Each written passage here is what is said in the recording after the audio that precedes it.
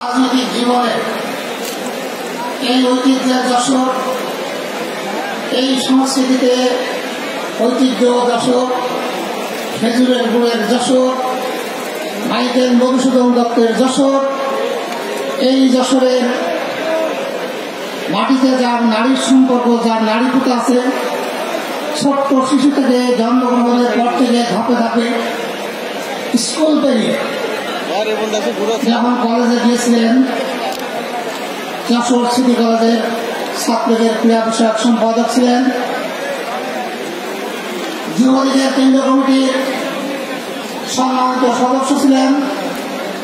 2001 সালে নির্বাচনে আওয়ামী লীগের পরাজয়ের পরে যখন বাংলাদেশে একটি বিভীষিকাময় অবস্থা সৃষ্টি হয়েছিল, যশোরেও হয়েছিল, সেদিন তিনি আওয়ামী লীগের রাজনীতিতে হাল ধরেছিলেন। দীর্ঘ বাংলাদেশ আওয়ামী লীগের যশোর জেলা আওয়ামী লীগের কনভেনিং কমিটির সদস্য নির্বাচিত হয়েছিলেন এবং বাংলাদেশের যশোর আওয়ামী লীগকে সুসংগঠিত করে 2004 সালে নির্বাচনের মাধ্যমে সাধারণ সম্পাদক নির্বাচিত হয়েছিলেন। পরপর 3 বার সাধারণ সম্পাদক নির্বাচিত হয়েছেন। যশোর সদর উপজেলা পরিষদের 3 বার নির্বাচিত চেয়ারম্যান হয়েছেন।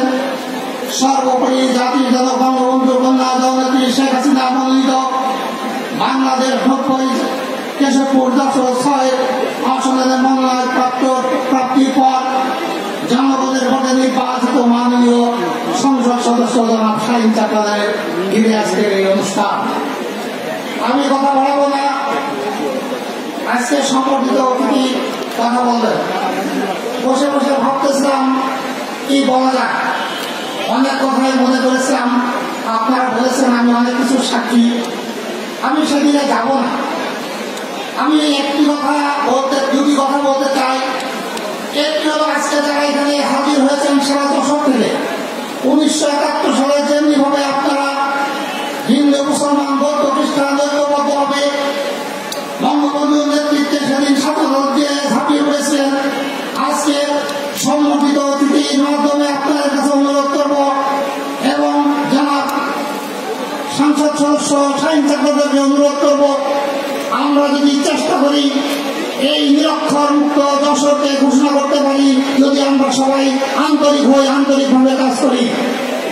আর একটি কথা, যেটা বঙ্গবন্ধুর কন্যা জননেত্রী শেখ হাসিনা স্বপ্ন দেখেছেন, গৃহহারা মানুষকে গৃহ দান করার, গৃহ বাসভবন তৈরি করে দেওয়ার, সেটাও যদি আজকে এই মাননীয় সংসদ সদস্য তফাতুল আওয়ামী লীগের সাধারণ সম্পাদকের নেতৃত্বে সারা যশোরে আওয়ামী লীগের নেতাকর্মী সহ আজকে যারা সংবর্ধনা দিচ্ছেন তাদের সমন্বয় গঠিত যদি সবাই মিলে ঐক্যবদ্ধ হন, আমি মনে করি এই যশোরে কেউ গৃহহারা থাকবে না।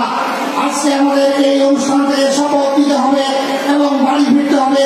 যার বাড়ি বসেতেই, যার ঘর নাই, বাসস্থান নাই, তাদেরকে আপনারা সহযোগিতা করবেন, এই আশাবাদ ব্যক্ত করি। পরিশেষে শাহীন চাকলাদার শুধু যশোর আওয়ামী লীগের সাধারণ সম্পাদক নন, শুধু কেশবপুরের সংসদ সদস্য নন, ওনার নামের সাথে বাংলাদেশের সবাই চেনেন। যখন এই সচিবালয় যান, সচিবালয়ের ঊর্ধ্বতন কর্মকর্তা সহ নিম্ন স্তরের কর্মচারীরা পর্যন্ত বলতে থাকে যে শাহীন চাকলাদার যাচ্ছে। কাজে আপনাদের নিরাশ হওয়ার কোনো সুযোগ নাই। আশা আছে আগামী দিন ইনশাআল্লাহ শাহীন চাকলাদার শেখ হাসিনার নেতৃত্বে যেমন বাংলাদেশ আজকে বিশ্বের বুকে একটি মডেল হিসেবে দাঁড় হয়েছে, এই যশোর শাহীন চাকলাদারের নেতৃত্বে একদিন যশোর মডেল হিসেবে দাঁড় করাবেন, এই আশাবাদ ব্যক্ত করে আপনাদেরকে আবারও শুভেচ্ছা